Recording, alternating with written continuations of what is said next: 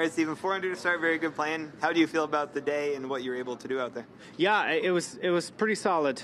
Made a couple mistakes, and this golf course will get you pretty quickly. Rough is pretty thick. Greens are pretty soft. That's the only kind of help we get this week. But wind wasn't that bad, so we had a pretty good round. Couple mistakes, made a couple bogeys, but also made a couple nice birdies to kind of finish it off. 17, what was the read on that, and what's it like to make that putt in that?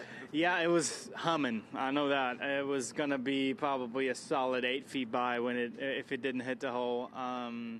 But, sometimes you get lucky like that, and you hit the middle of the hole and it goes in. And on days like that, it goes in, and some days you miss it and 3-putt, right? So it's one of those things where you've got to take the good when it comes to you. And I'm happy that one went in, and also very happy with the par on 18.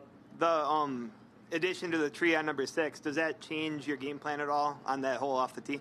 No, I mean, not the tree. I think they added about 20 or 30 yards. So it used to be like a strong hybrid or a strong 4-iron to kind of give yourself in the widest spot. I had a 3-wood today and had 9-iron in. So it's still a precision play.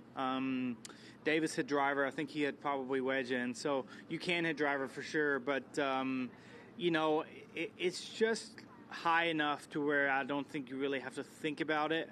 And they'll move the tee up 5 or 10 yards, and it won't be in the way, but it looks visually it's cool, obviously. And I read on it, how they moved it. It's a pretty cool story. So, absolutely. And this course, compared to when you first played here, are there any holes or anything you do differently here, having played it a few times and learned? Yeah, 18. I'm a pretty aggressive player, so 18. I used to just hit driver and try to fit it in there, and I hit a fade, and it's just especially today, it's off the left and help.